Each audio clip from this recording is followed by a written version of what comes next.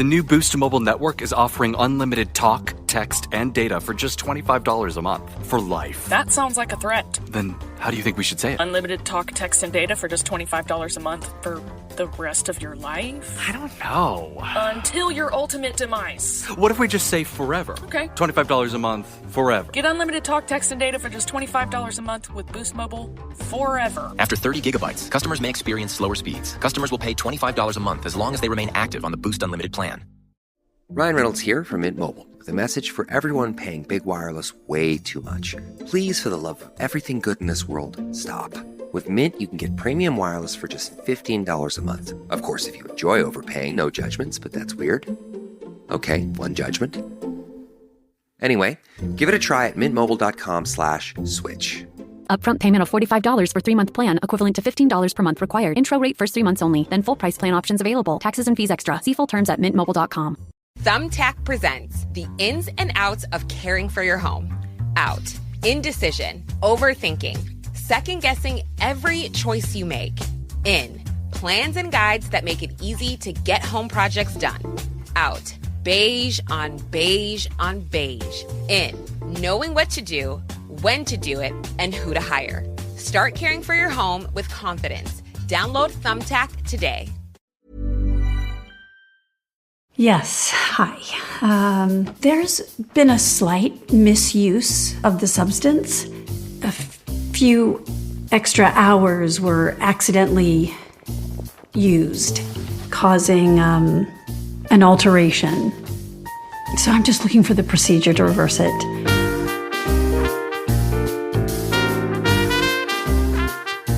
Hello, and welcome to another episode of Hollywood Gold. I'm your host, Daniela Taplin Lundberg, and I'm here with a very special guest who typically stays behind the mic. But Andrew, we're bringing you on because you are as big a fan of The Substance as I am. Yes, huge fan of The Substance. Okay. So we're about to do a deep dive with Allie Loewy, who is the executive producer on the film, but was with the film from beginning to end, was there for every freaking day of this like impossibly long, difficult, but incredible shoot. And so you're going to go on this journey with me, Andrew, and then we're going to do a wrap up at the end. I can't wait. Cannot wait. I'm so excited. Well, let's get going. Woohoo.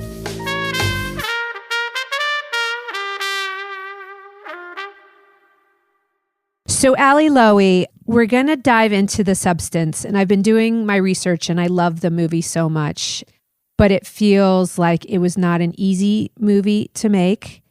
And I want to hear, you're an executive producer, but you have been a part of this film every step of the way from the inception.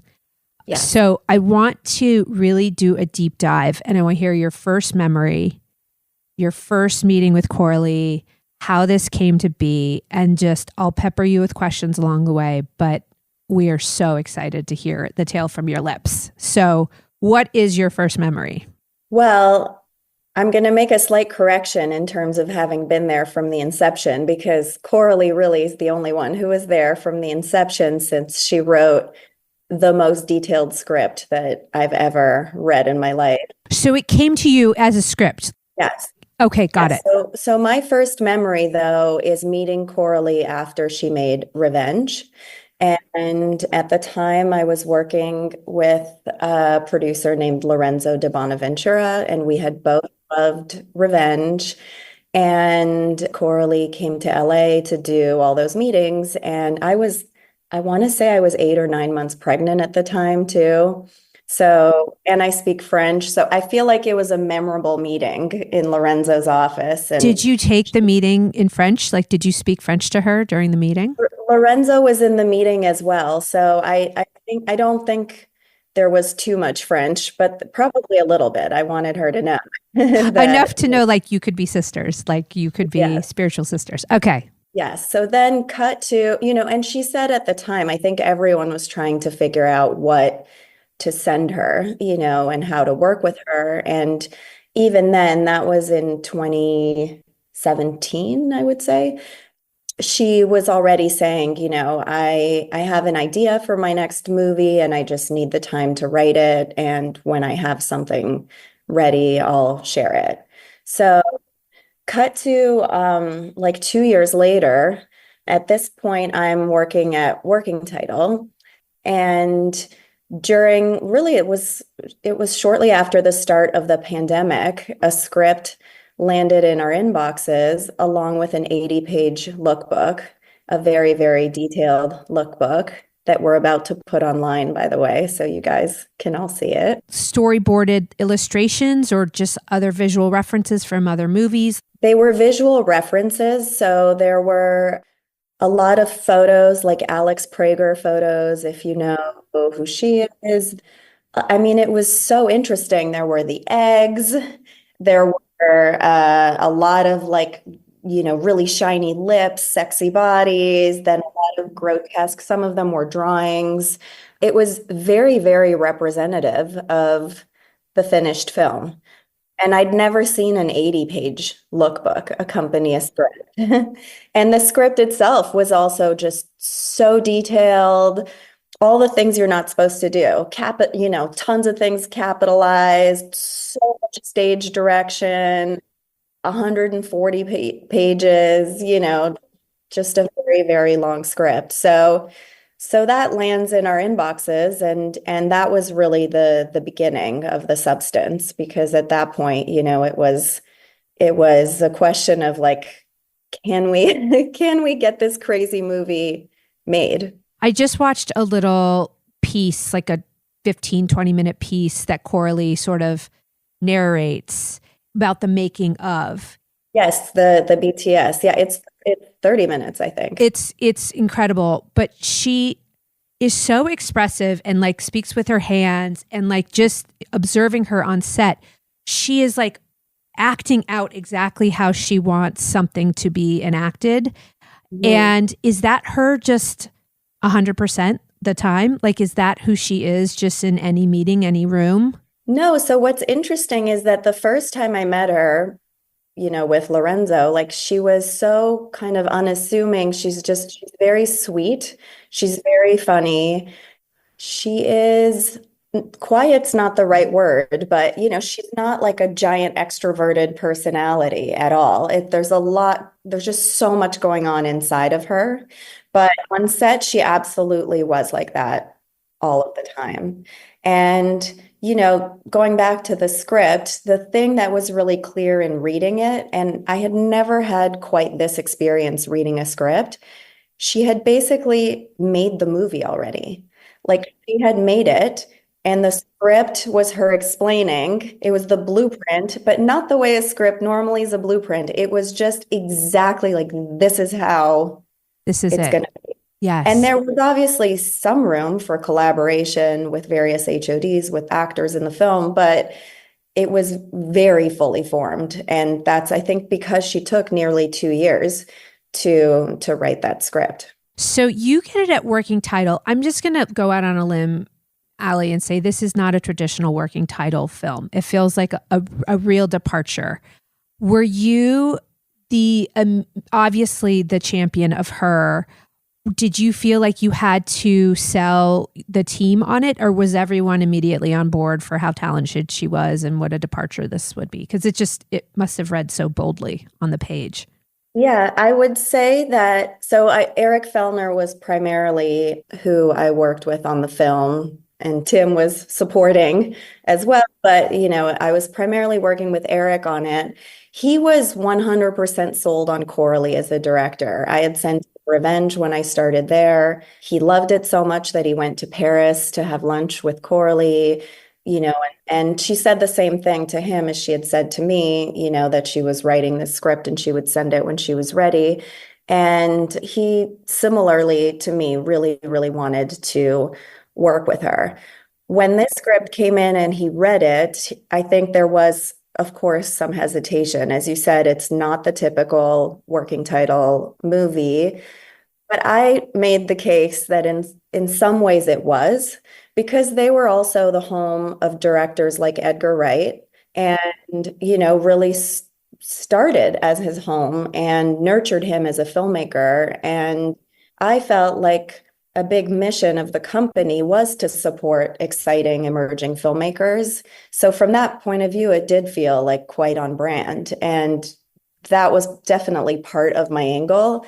I know that it was a very female story and a very feminist story. So there was that conversation, of course, to have with Tim and Eric. But I mean, I don't know. I feel like they ended up being the right home. I truly don't know that any other company could have gotten the financing that Coralie ended up needing to make the film she wanted to make. When you guys come on to produce, you guys have your deal or had your deal with, because Ali, correct, you're no longer working at Working Title. I'm no longer, okay, no. Okay.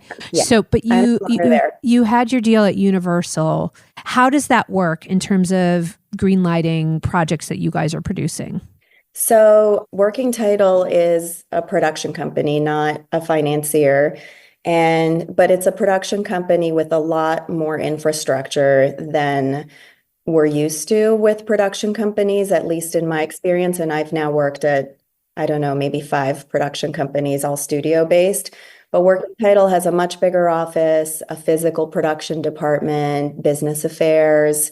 Just you can get something much, much further along at Working Title than you can, some overhead for development. So for instance, with something like The Substance, even before doing anything really, we were able to do a budget for the movie. In this case, we didn't hire a casting director because there weren't that many roles, but that's something Working Title could do. And so you can end up taking a project to market that is a lot more ready to go than would normally be the case.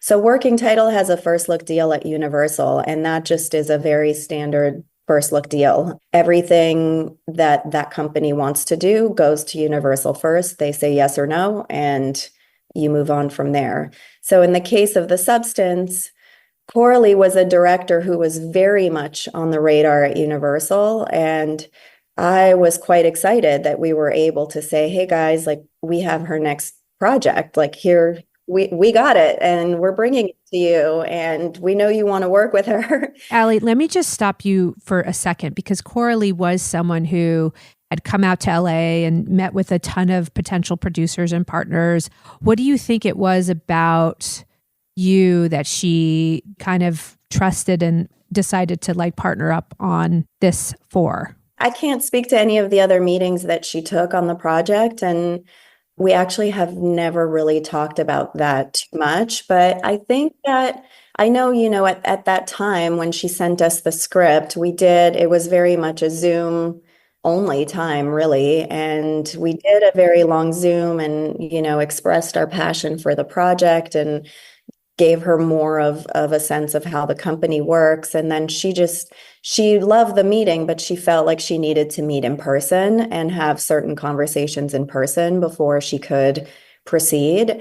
And so we ended up meeting in London, which is where the headquarters of Working Title are. So from a very simple point of view, I think it helped a lot that Working Title was headquartered in London, because she got on a train and 2 hours later could be in this meeting. And I flew over there, height of COVID. It was really kind of freaky, but we had this meeting in person and she was looking for a lot of assurances. She came in with a very strong point of view on how she wanted to make the film. She wanted to be a full producer on the film, which is something that Working Title is hesitant to agree to a lot of the time, but in this case agreed because she was bringing a fully formed project to us, and it was very clear she was going to be a very active producer. It was absolutely not just a credit she was asking for, but was never going to earn.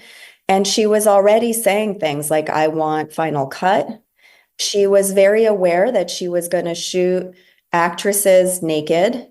She was going to shoot a lot of footage that, if taken over by someone else, could become something absolutely terrible. And she knew already then how important it was going to be for her to be the only one. And at the time, was she speaking very specifically about shooting with practical effects versus visual effects? Like, was that all sort of in her mind and laid out? Yes, she drew a lot of inspiration, as many people have now. It's really fun to see what the internet has done with this movie. A lot, people have found a lot of her references, but She knew that, absolutely. Yeah, she knew that from the beginning. And she wanted to use as few visual effects as possible. She wanted to do as much practically. She wanted, yeah, all prosthetics. She knew that she wanted the blood to be real, not real blood, but you know what, you know what I mean. She didn't want to use VFX other than to enhance and, you know, animate certain things that were impossible to do otherwise. But, and if you watch that behind the scenes, it's, I think, quite incredible to see what was done with prosthetics. We're kind of jumping ahead, but just to ask while we're on it, because it felt like you had to create multiples to really capture a scene well, right? You couldn't just shoot it once. And I remember her referencing the fact that like once a prosthetic was like broken through, you had to use a new body. Did it end up being kind of more expensive than you anticipated?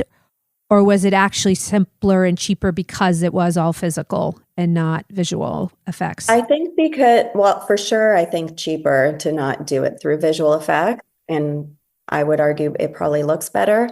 But I feel like she had such a great sense of what she needed. She was so prepared that nothing was wasted. So, you know, we knew that if a prosthetic was going to be shot and damaged, you know, how many we needed.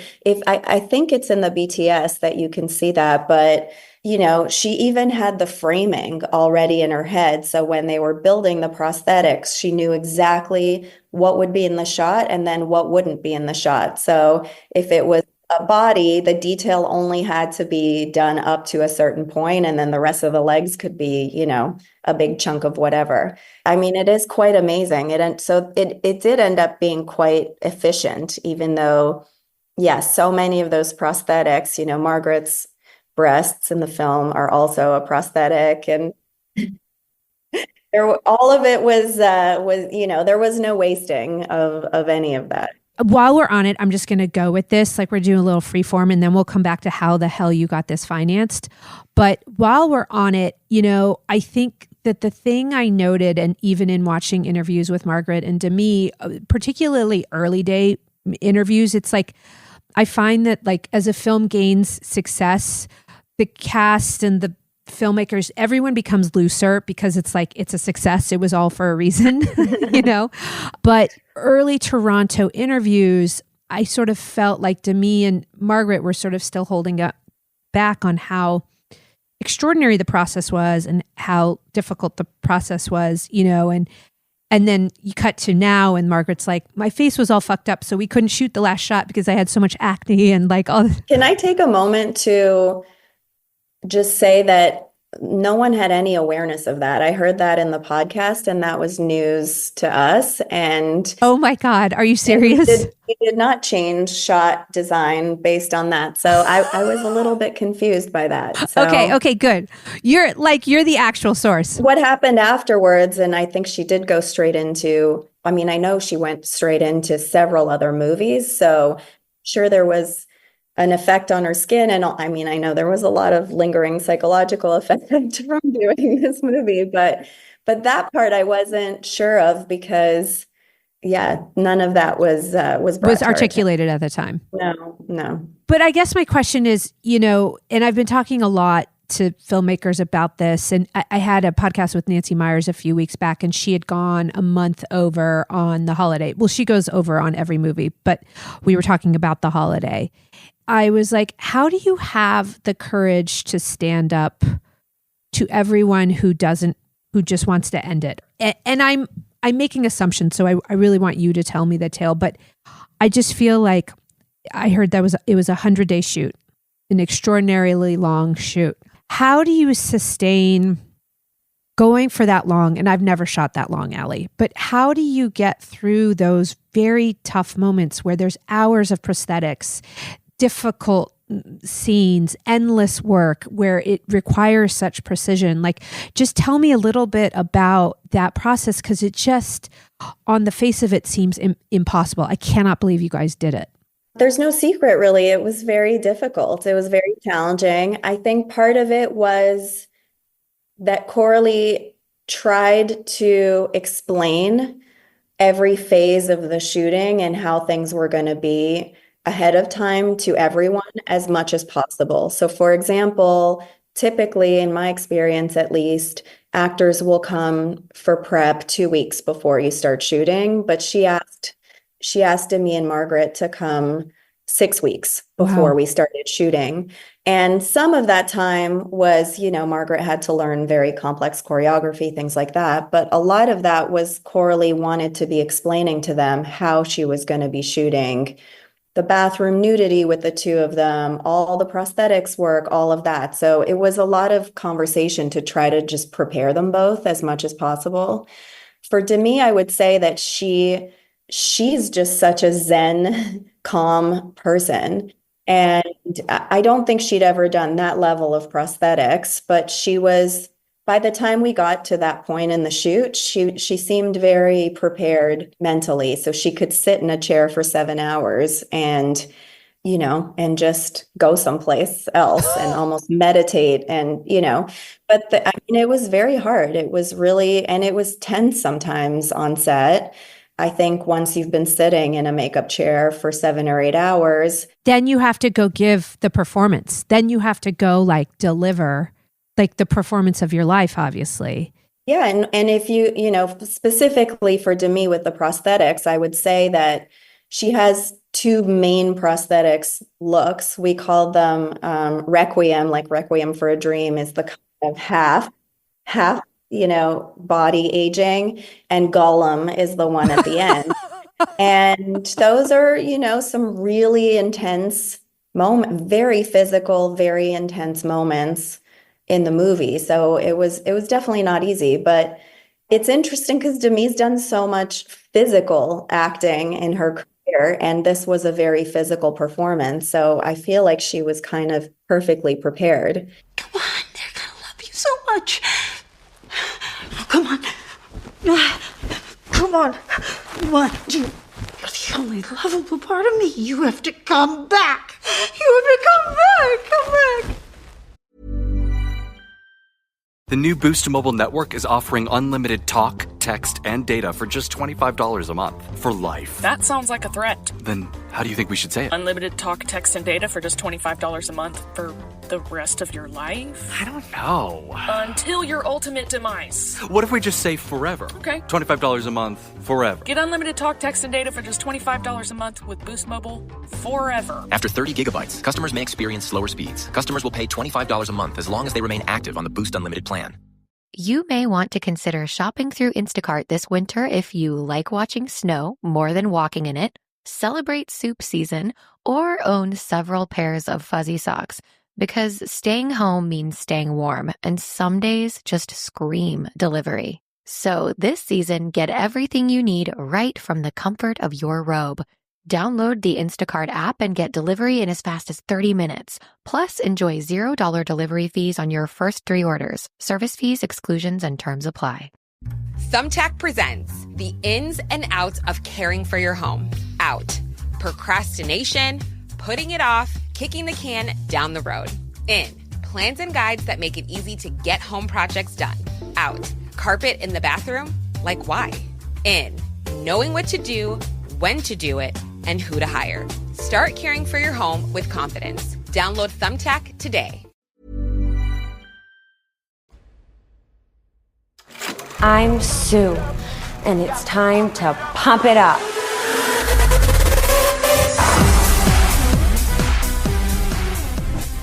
And then, with Margaret, I would say that, again, it was a lot of preparation. I don't want to speak for her, but from conversations we've had, I know that the pump it up dancing choreography was extremely challenging from her. She's a trained dancer, but not that type of dancing.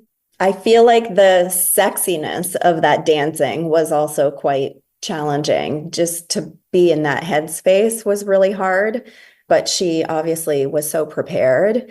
And then the probably most dreaded part of the shoot for her was she was also in the Monstro costume at the end of she was Monstro Eliza Sue at the end of the movie.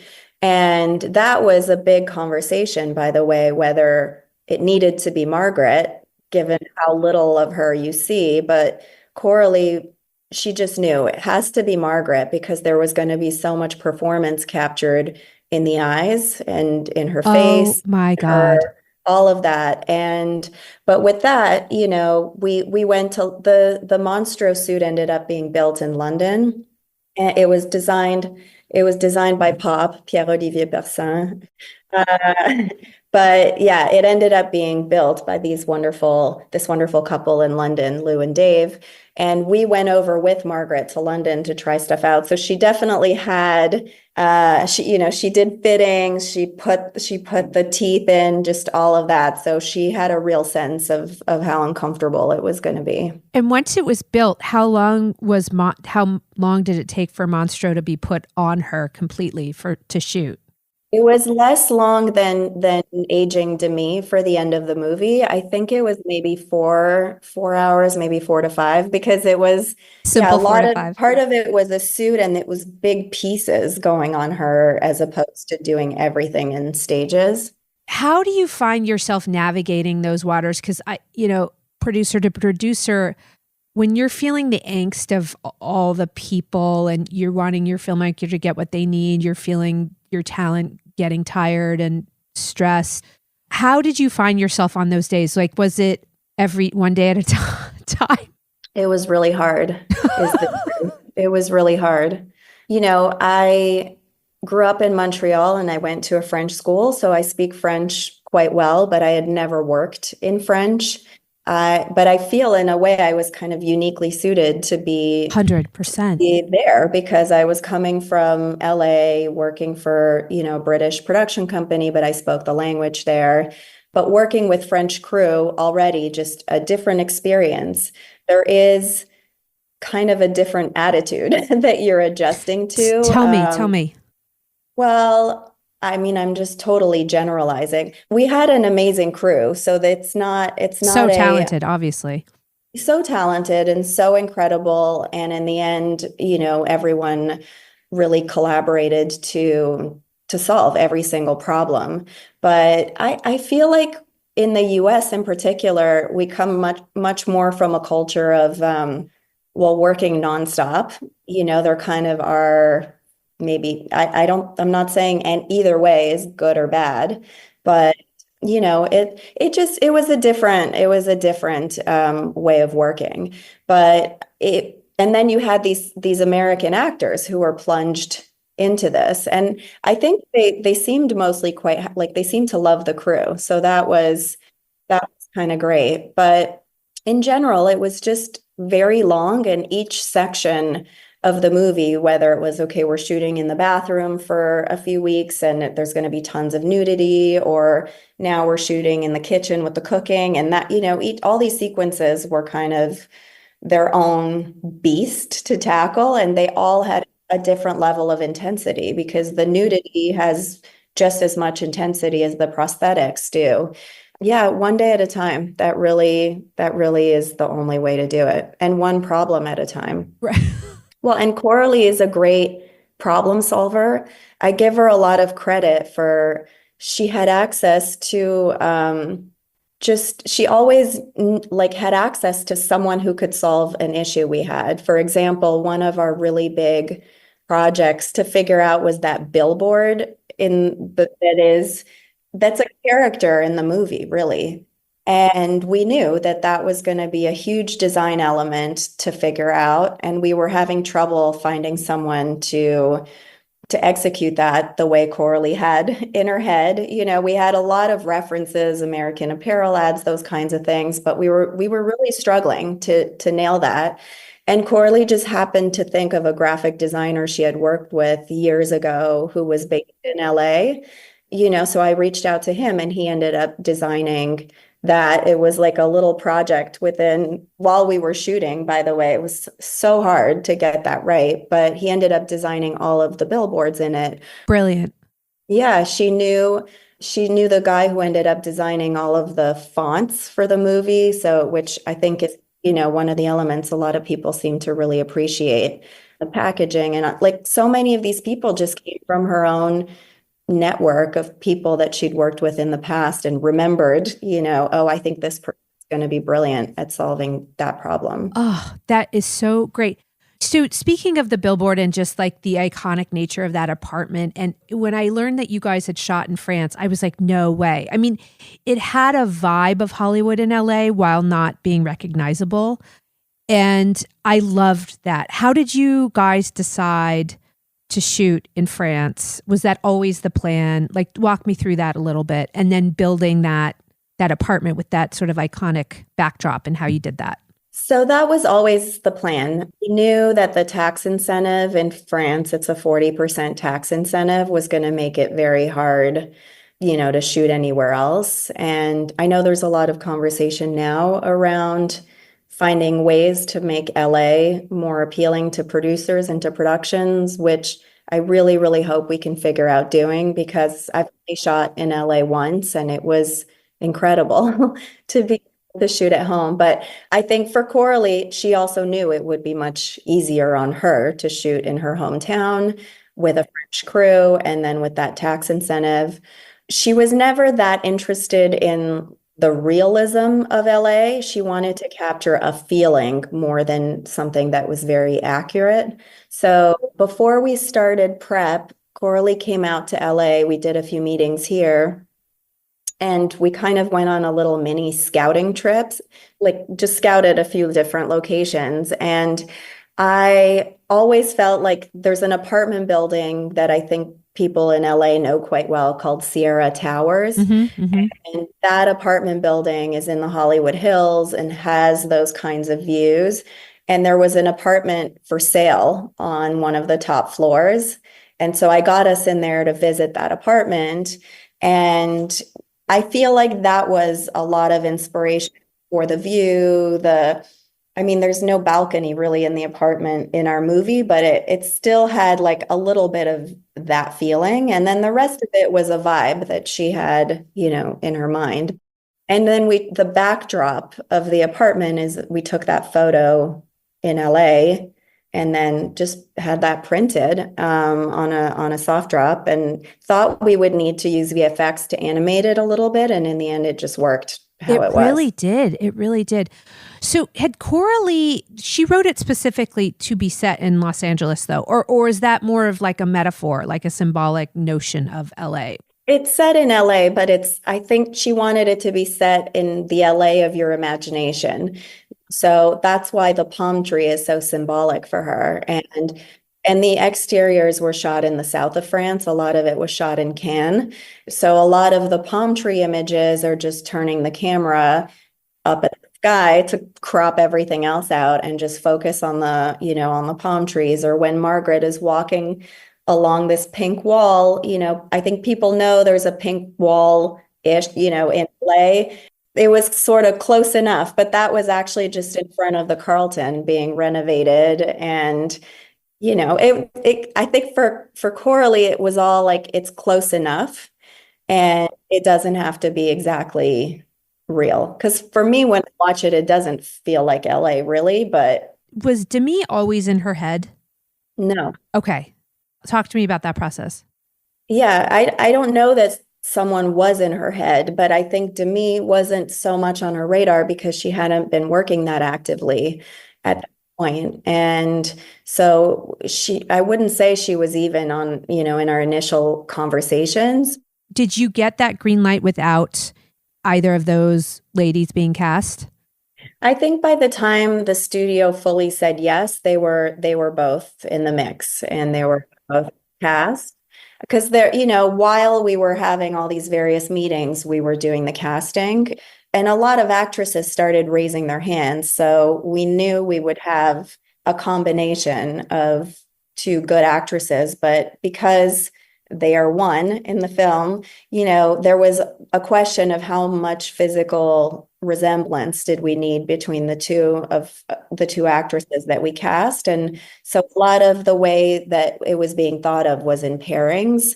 But yeah, the way it happened was we started with a little bit more of a traditional process where you send it out to one person exclusively, and then you wait a few months. And it's never as fast as you hope it's going to be. It always takes a long time. And everyone was getting impatient, especially Coralie. So, we were being extremely secretive with the script. It was only being sent through Embershot, no PDFs anywhere. We didn't want it getting out. So that was how we were doing it at first. And at a certain point, we had a conversation about like, why are we being so secretive, you know? And I knew from my experience that sometimes amazing things happen if you let agents read something, and they were all asking to read it. Everyone was curious about it. And, you know, if, as you know, I don't know if the listeners know so much, but at every agency, they have covering agents. Their job is to just read all the projects that are around town and then pitch the talent of that agency for the project. So my thinking was, let's let the covering agents read the script and do their job and see what happens and see where it ends up. And so we did that. We just loosened our grip on the script, let it out, and incoming calls started coming in. Love that. So suddenly the calls were like, you know, what about Demi Moore? And if Demi reads the script, will Coralie meet with her? Obviously such a no-brainer. But yeah, and once the call came in about Demi, it was the type of thing where you hear that idea and like, there's kind of no one else who makes as much sense. So Coralie loved that idea from the jump. She just wasn't sure Demi would want to do it. And they ended up, I think they had 5 meetings. Oh my God, really? And both of them were, you know, Coralie wanted to make sure Demi fully understood what this was going to be. Right. And, you know, I'm sure Demi had her own process of understanding what she was getting into. Well, was Coralie sitting with any other actresses? Like, was that simultaneous? Was she sort of? Yes, she was. So it was really like trying to find the one. Yeah. Finding the one. Yeah. Yeah. But, you know, it's interesting because like there are so many actresses who ended up being interested actually in the script. I think the themes resonated with everyone, but you start asking yourself, like, is she too young? Is she too, you know, there are just certain questions around that. And, you know, truthfully, I think that once it became clear that Demi wanted to do it and understood what it was, you know, that's the conversation that became the focal point for everyone. Margaret had very much been on my radar for years. I knew her a little bit personally as well. And I always felt like she had the right energy for the part. Like she just has the aura that you wanted for that character. But physically, she wasn't exactly what's written on the page. You know, she's like a Jessica Rabbit on the page, a 20-year-old Jessica Rabbit, basically. And what became clear from the get-go was that Margaret was so willing to do whatever and so excited at the thought of transforming her body to become that character. And yeah, I think Coralie really loved her once she met her and started thinking she could be a great pairing with Demi. You know, once it was Demi, I'm sure you guys were like very much like Margaret is the obvious perfect counter. They do have physical similarities and both brunettes, and that felt that's kind of the extent of their physical similarities, by the way. But again, for Coralie, it was less about she's a young Demi as opposed to, you know, it's what that voiceover says. Have you ever dreamt of a better version of yourself, younger? You know, so it wasn't young Demi. It was, you know, this other version. And so from that point on, we decided that just like us not being in LA, it didn't matter that she wasn't. One single injection unlocks your DNA, starting a new cellular division that will release another version of yourself. This is The Substance. Ryan Reynolds here from Mint Mobile with a message for everyone paying big wireless way too much. Please, for the love of everything good in this world, stop. With Mint, you can get premium wireless for just $15 a month. Of course, if you enjoy overpaying, no judgments, but that's weird. Okay, one judgment. Anyway, give it a try at mintmobile.com/switch. Upfront payment of $45 for 3-month plan, equivalent to $15 per month required. Intro rate first 3 months only, then full price plan options available. Taxes and fees extra. See full terms at mintmobile.com. Hi there, it's your vagina speaking. I know sometimes I have a hard time getting there when we get down, but OMG Cream from Wisp is here to help. The instant arousal makes it easier to, It takes 2 minutes to order online, so let's give it a try. OMG. I literally just went to heaven. I'm gonna try that again. Go tell your friends though, get on Wisp. Order OMG Cream online at hellowisp.com. That's hello, WISP.com, and have it delivered for free. Use code OMG for 15% off your first order.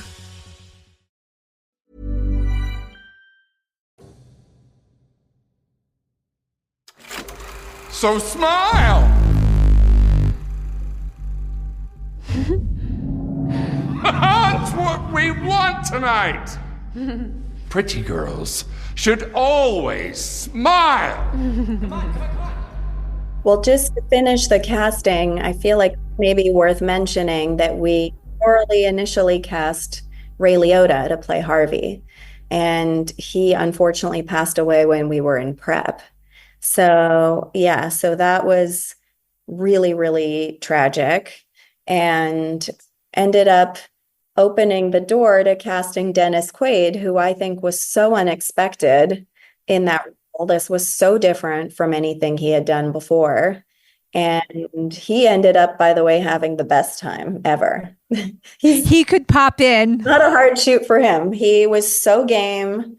He came in, he was only there for 2 weeks, not for, 4.5 months like everybody else. Okay, so we get through the shoot. Are you dazzled by the dailies? Like, is the studio getting more excited? Like, tell me what that's like, as people are starting to see the footage and see what she's able to accomplish. The dailies were really great. They were gorgeous. It was the type of movie where everyone wanted. I don't know if you've done this where you have at the end of the day, like you'll get your stills of the day. And this was the kind of movie where like the stills of the day was like the most gorgeous photo album you've ever seen. Like you'd want to put it on your wall if it weren't like every single image in the film. Yeah. So we knew it was very beautiful. I think the hardest thing for all of us to grasp was what the final tone of the film was going to be. So that, I think, was the thing that was a little bit nerve-wracking. And from the start, I would say the only big note that Coralie was given by every single person, myself included, was about, the blood and the violence at the end and how extreme it was in the script and how extreme she was going to shoot it. And as we now all know, she was absolutely never going to compromise on how much blood and gore and violence there was going to be at the end of the film. And in the end, she was right. Okay, so just to be honest, I was like a little late to see it. For whatever reason, I was just like, didn't get to it. I didn't go to Toronto. I didn't get to it in the theater. And I was hearing a lot about it. Like everyone was talking about it. But some of what I was hearing on the podcast, it was like, oh, I was so there. And then it was like too excessive in the last, 15 minutes of the film. I couldn't hack it. That's like a little bit of what I was hearing. And then I feel like as time has gone on, people are revisiting, acknowledging the brilliance of it, like the real metaphor of it all, the like artistry of it. And I feel like it's just that interesting thing that happens where you guys are now, it's just like, it's one of the most genius movies of the year, maybe of the decade, I noticed that as well, actually. I did notice that shift in the conversation. I think for a lot of people, the ending doesn't work, like I understand it was meant to be polarizing. And it was, I think for Coralie, it's a compliment if somebody has a strong reaction to the film. Obviously, I don't know that she's hoping people walk out or anything like that, but I think even hearing that there are walkouts, that people are yelling at the screen, right. A lot of those reactions, that's what she was dreaming of. And it was not meant to be for everyone, but I think even the people who find that violence excessive or intolerable at the end, I think most people can still step away from the film and think about it and realize that what she's saying through that is a very powerful message. to know where we've landed, right? She was right. To back up to the edit, were you guys feeling like, I'm not sure this is going to land for audiences? So the edit, as with everything, was not typical, and took way longer than a normal edit. Typically, you have like a 3-week period, and then the director shows their director's cut. And it was just, there was so much footage that timeline and time frame was never going to work. But after 3-4 months of editing, the film was around 4 hours and 40 minutes. And you're kidding. No. So that was the point, but at that point, we wanted to see we meaning working title, not Universal didn't end up seeing the film until 1 year after she started editing, more than a year after wrap. So, because it just took a really, really long time. Oh my God. And so I went to Paris. I guess it was probably 5 months after we wrapped, but really, I think maybe 4 months into the edit. I go to Paris along with Sarah Jane Wright, who's the head of physical production at Working Title in London. We meet up in Paris and we watch a 4-hour 40 cut of the film at the edit studio. And you knew it was going to be that long? Yes. Okay. Yes. Holy I knew. At the time, Coralie is telling me, I think the final film is going to be around 3.5 hours. Like that feeling like the length the movie needs to be. So that has me somewhat panicked. But when I see the film, the craziest thing is that it was the same film. Like it was the same, just longer. Like it's, other than 1 or 2 little things that are gone, I can't think of much that she cut out. That's wild. For people who've read the script, they can see the 1 or 2 little scenes that didn't make it into the final film. But it was like it was the same movie. And I have to double check this, but I'm fairly certain there are entire scenes I saw in that 4-hour 40 cut that didn't change, that were not, the way that it was cut in that version, that's how it stayed. Yeah. So for me, I did walk out feeling like we're going to be okay. And that's the message I passed along to, everyone. Sure. By the time other people started, it was getting shorter and shorter. Obviously, the 3.5-hour version was never going to fly. Even 3 hours, no way, And that became the biggest conversation, was basically like the gore. Okay. Level of the gore and the violence, because since it was, the sequence that everyone reacts to in the theater at the end, the bloodbath, which is now maybe 5 minutes, and the movie was like half an hour, of that. So it was real assaulting. It was a lot. And so my God, were mostly around that. But in watching it, my first instinct was, we're going to be okay. Other people didn't agree that quickly. There was a lot of worry, but it was also a lot of worry around the length, because the length is what could have made the film really unapproachable. Yes. What did it end up being? Do you remember? The official time is 2 hours 20. That's including the credits and all that. That's incredible. It's about 2 hours 12.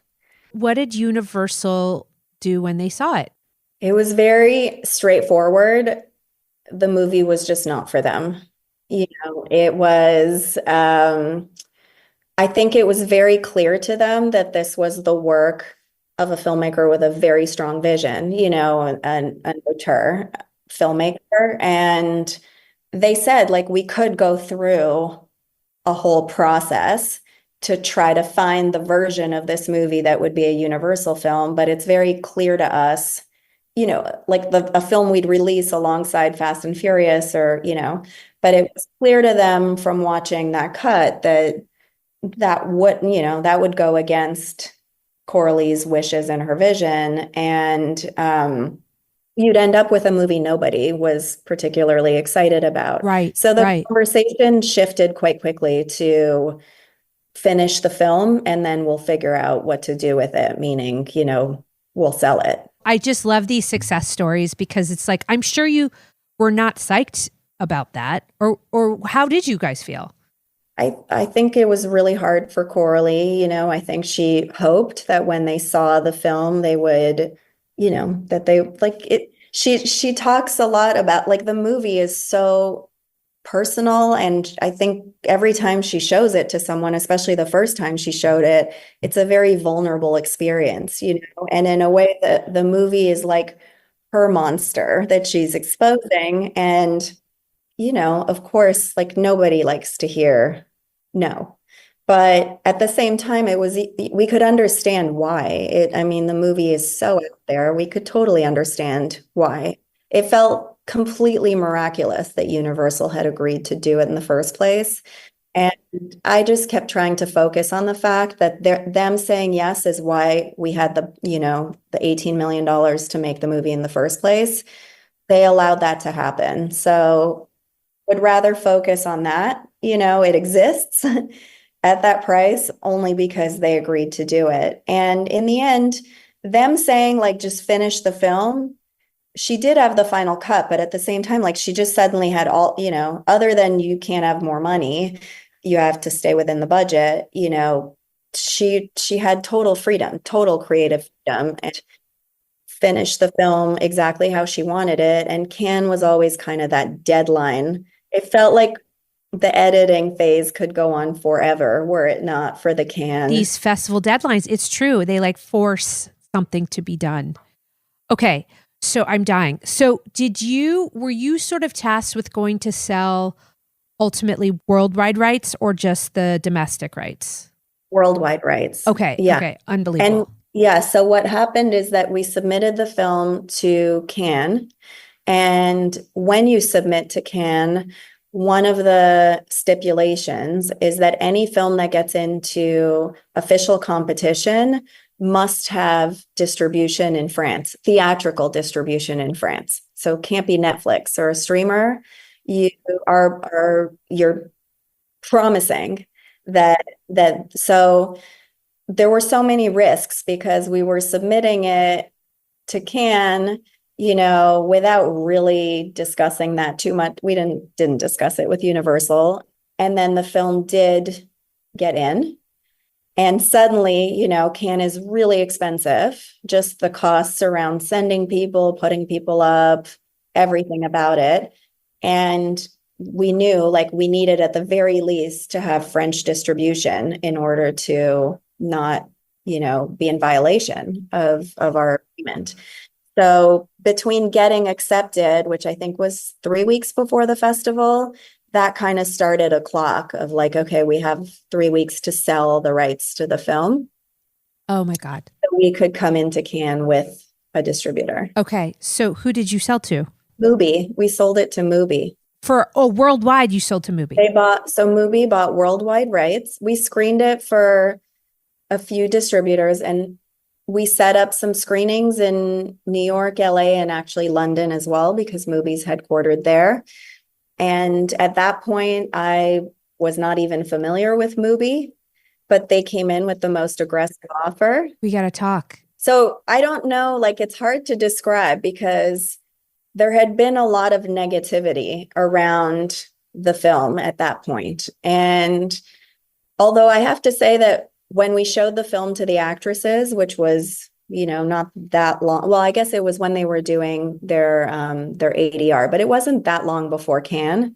When they first watched the film, that was extremely nerve-wracking, and they both really liked it. Oh, they great. received it very positively. So that was good. And I remember one of Margaret's agents like really loved the film. And it just was like the best medicine to hear anyone be positive about it. Yes, totally. But yeah, so Mubi, they bought the film, worldwide rights. They're a very interesting company because they have their own distribution in many territories, US, Canada, UK, Mexico, which ended up being one of our most successful territories, Germany. And then they own the foreign sales company, the Match Factory. So they were also able to sell off the rights where they don't distribute. And this movie's known primarily as a streamer, and this was their first ever wide release in the US. And like a lot, we watched the company build itself up around movie. Okay, so you go into Cannes with Mubi. Yes. Okay, I did not totally realize that. That is so crazy. And the Match Factory set up a screening in Paris for French distributors like a week before the festival. And that went like gangbusters because the film at this point is in official competition. And Thierry Frémaux has said really, really nice things about it. And, you know, he talked about how it was going to shock the Croisette and, you know, be a very controversial film. So that screening went really well, and they had a little bidding war in France, and they sold France right ahead of the festival. So we were able to go into Cannes also with a French distributor. This is such a great story. Okay, so you go to Cannes. You said it changed your lives. Tell me, like, it just was so well received, and you finally were getting sort of the laudatory stuff that you guys had been sort of hoping for. Is that what changed your tell me? Yeah. I mean, like I said, the film really, until Mubi came into our lives and Cannes accepted the film, we hadn't been getting the most positive reactions from people who were watching it. And to be fair, the movie was not finished. Like, Coralie finished the film 3 days before Cannes. So people were not watching the finished film. And it is the kind of movie that you have to see with every single piece in place. Because it's like, it's so finely tuned, so finely calibrated that it doesn't work when the music's fully in place or the effects or whatever. So I give everybody, you know, some latitude there. But yeah, I mean, it was just such an amazing experience because we screened on the Sunday or Monday. We ended up with a really great slot, and we were kind of in the middle, like beginning middle of the festival, but many days had gone by. And I think it was really we had a press screening right before, but there was enough time before the screening where we started getting a little bit of a reaction, and the reaction was really positive. So we had a sense going into that first screening that the reviews were going to skew positive. So that took such a huge load off for all of us.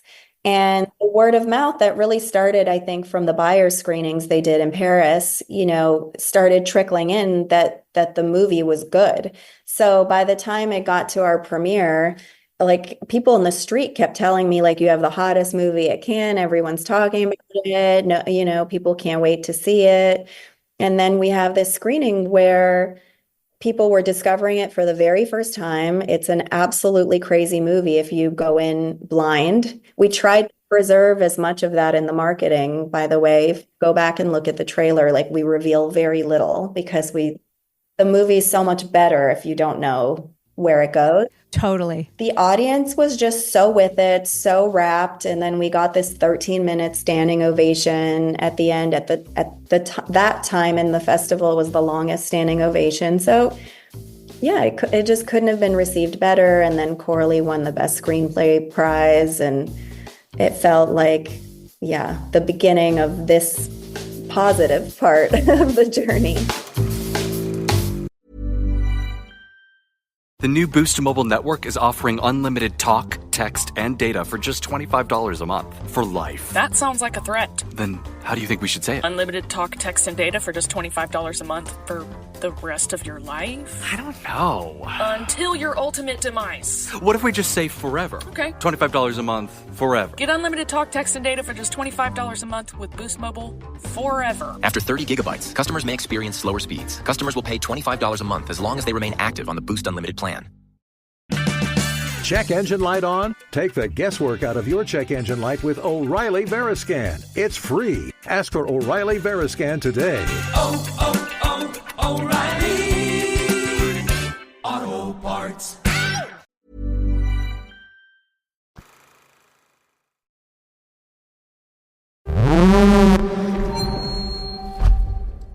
I'm so happy to be with you tonight.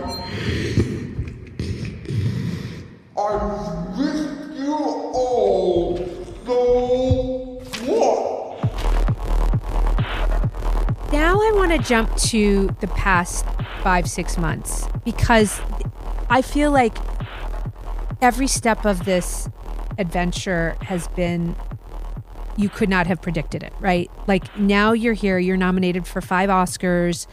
I would never have expected that, and I love the movie, but I just didn't, I'm being honest, I did not think that the town was suddenly going to come and embrace this like really shocking, extraordinary, highly unusual film, right? And I know when I saw it, and Andrew, obviously you too, but like we were fucking gonzo over it. But I did feel like it was too much for some people, right?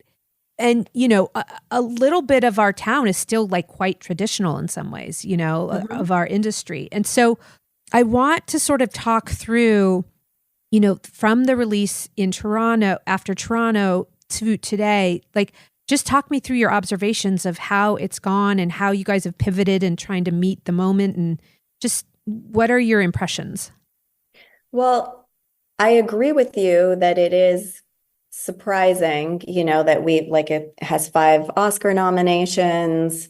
It's a pleasant surprise that the film was embraced in this way, but it isn't totally surprising in the sense that for Coralie, like she was always intending to make a movie that was going to be taken seriously and that was going, hopefully, of course, and if she executed the way she hoped, would be embraced by critics and would be an awards film. So she's kind of the least surprised.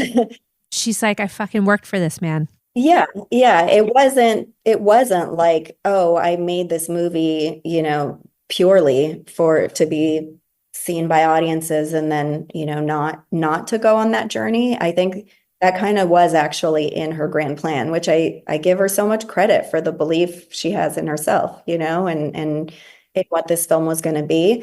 But just because you hope that that's going to happen, obviously it doesn't mean that that's going to happen. And the biggest pleasant surprise is that it actually was taken seriously by everybody and ultimately, rewarded with these nominations. Yeah. I think what happened is that word of mouth really took over. It became one of those films that the people who went to see it in the first place were cinephiles who'd heard of it, genre fans. We were obviously trying to target a bigger audience than that, but, thrilled with all the people who went to see it in the first place. But everyone started talking about it. And like so many things were going viral online. It was amazing to see that. And so the first stage felt like it was this kind of taking over pop culture in a way. And then, the conversation at the time was like, it's too bad movies like this don't get taken seriously for awards. And Demi deserves it, but she'll never be recognized. And, it was that type of conversation. And I think for us, it was important to make sure that we kept reminding people that this was a serious film with a lot on its mind, Mm-hmm. On its surface, it's so wild and crazy and over the top, and it is all of those things, but the film has very deep theme. And so it was about, making sure that stayed at the forefront as well. And so is that just like talking points that like you guys are just continuing to be out in front of it and talking about like the weight of it, the complexity of it, that kind of thing, like having Demi out there talking about that stuff, or you're just hoping that dialogue continues as you progress into the season? I think the dialogue started happening naturally, thankfully, because as more people started catching on to the movie, these conversations were starting. A lot of think pieces started being written about it. The New York Times was writing all these op-eds. So there was that part of it. I think that Demi in particular is such a wonderful advocate for the film, and she has her own narrative. People ask her a lot about her own career, and because of what her career has been, I think she's kind of uniquely positioned to speak about the film very eloquently. So she's done that. And then I would say that Coralie herself talks about the film in such a wonderful way and in such a smart way. And we've just kind of tried to give her as much of a platform to talk about the film as possible. And I think people have been really interested in what she has to say. And the behind the scenes was also something that it took us a little while to get it out there because we shot so much behind the scenes footage. Like we could make a 5-part documentary about the making of The Substance. But, that was such a key piece to get out there. Allie, I mean, I watched it today and I was like, this woman deserves the Oscar. Like I literally, I was just like the intricacy and the specificity and the precision, it makes me want to weep. And, she deserves that nomination. I would argue she deserves the Oscar. She beat out John Chu and Denis Villeneuve. Like, I'm so happy. I'm so happy for her. I'm so happy for you. It brings me endless joy that this movie is receiving the due that it deserves. I could weep, but I won't. You are the best. Thank you so much for doing this with me. Honestly, it was just, I could talk to you for hours about this, but we are over our time. I'm so sorry for keeping you this long, but thank you for telling me all those details. It was amazing, Allie. You deserve everything you're getting. And congrats again, Allie. Thank you. And yeah, let's hang out when you're in town. Okay. All right. Talk later. Bye.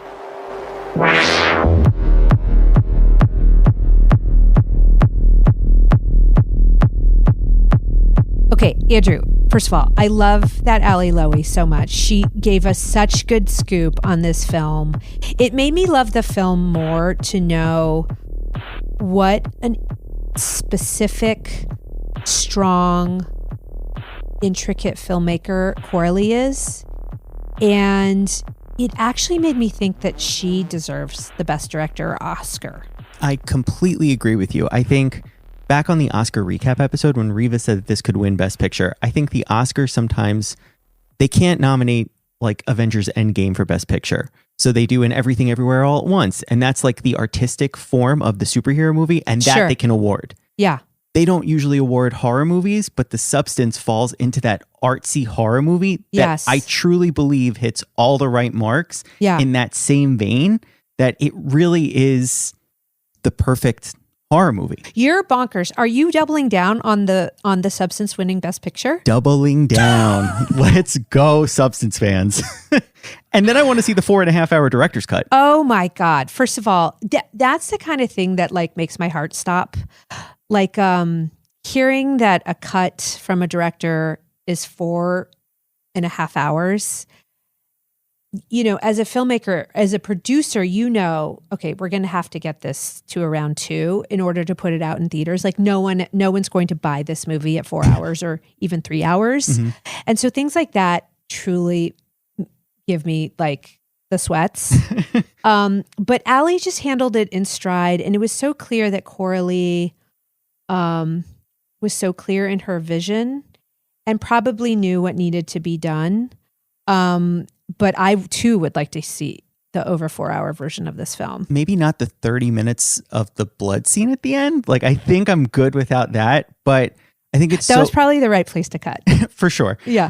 But I think it's interesting how intricate shooting the film was, casting the film. It's like she had everything in her mind done perfectly, like to a T. Yeah. And it's incredible.